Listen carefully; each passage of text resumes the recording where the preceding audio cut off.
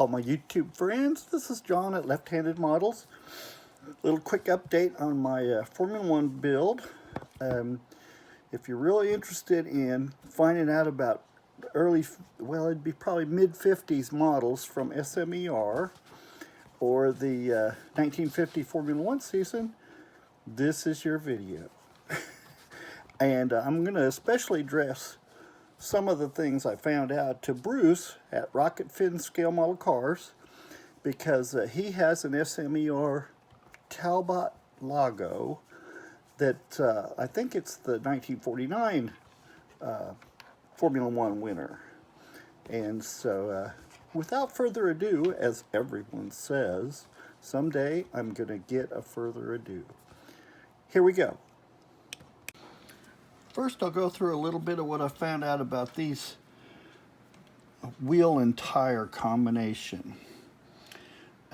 What I did first, since they are molded in red, and it's a pretty nice red, really, is I went and bought some rubber black TS82 in Tamiya spray paint.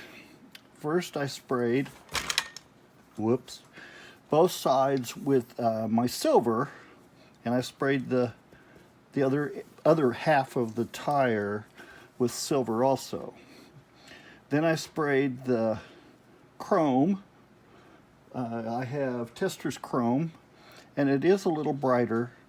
I sprayed the Tester's chrome on the whole thing, and then I took my masking tape and taped off the I guess it's the back side. Yes, the back side. And cut a piece that was a little bit bigger than the wheel, about this big, and trimmed it around the edge. Or, well, I pushed it down so that it would be into the edge of the wheel rim. And then I cut it out around between the tire and the wheel. Oh, and you can see that, I bet. And all the way around, and all four of them stayed. And then I sprayed the rubber black, and of course just sprayed this with the rubber black over the silver. And it turned out to be a very acceptable wheel. And the clear parts, where are they? What I found out from looking at the car, let's see if this is the right picture, is these wheels are not just wire wheels. There is a disc that shows through, and it may be the brakes. It's very hard to discern whether that's it or not. But with this this piece over it, you get just enough of a reflection, and I'm sure somebody is going to be able to paint those silver, but it's not going to be me. And so I will glue those in, and it gives a reasonable facsimile of wire wheels. And so, but I wanted to make sure Bruce knew about my little trick there with the wheel. That's the first time I tried anything like that to get this, because you know, everybody knows these plastic wheels are so much fun, and I do not like to do that by hand, because invariably I end up having to go over it and go over it and go over it. Now, the other thing I found out was, while doing my research, trying to find out, because the engine has very detailed spark plugs. You can't just leave those sitting out there by themselves. And the engine does have the water pipe that comes across the top from the radiator, which, as you can see in this picture, this is there, and then the spark plugs are all connected to wires through this tube. So I think this was the first car I found, and the magneto is on the right cam. Okay, but this is the compound, well, yeah, they call it, it's called a dual supercharger, but it's a compound supercharger, one supercharger feeds into the other one. Well, the model, obviously, that's a single supercharger. So the model depicts the early Type 158. This would depict the later one. So I kept looking. So here it's another picture, and this is obviously a dual supercharger, and there is obviously nothing back there. This engine, however, has the magneto on the left cam. So I kept looking. Found this picture with the magneto on the back of the cam drive back here. It's like, okay, this is a black and white picture. So I surmised that it was older, which it probably is, and kept looking, and finally found this engine with probably the magneto is over behind the cam drive, and it's got a single supercharger. With the carburetor below it, and this very odd looking spark arrestor / air filter, which probably does not filter the air. And I found another picture probably of the same engine. And it shows a different water pipe, which I won't be able to duplicate, but that's not so bad. The thing is,